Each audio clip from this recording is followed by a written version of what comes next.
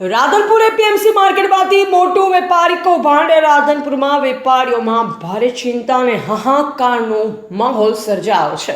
Radhanpur APMC માર્કેટમાં આવેલ શ્રી મહાશક્તિ ટ્રેડર્સના માલિક ચૌધરી નાનજીભાઈ ગોચનાદવાળા દ્વારા આશરે ₹2,70,70,000 મોટું કૌભાંડ થયાની માહિતી સામે આવી છે. મળતી માહિતી મુજબ નાનજીભાઈ માર્કેટની લગભગ 35 જેટલી દુકાનોના વેપારીઓ પાસેથી માલ ખરીદ્યો, પરંતુ સમયસર ચૂકવણી કરવાની જગ્યાએ તેઓ બૂચ મારી ફરાર થઈ ગયા છે.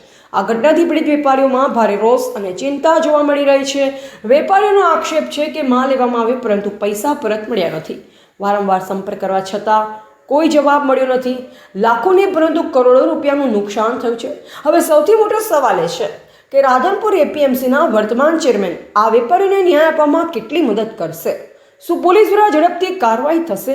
પીડિત વેપારીઓને તેમની રકમ પરત મળશે કે નહીં? આ મામલે પોલીસ ફરિયાદ નોંધાય તેવી શક્યતા છે અને આગળની તપાસ શરૂ થશે તેવી શક્યતા વ્યક્ત કરવામાં આવી રહી છે.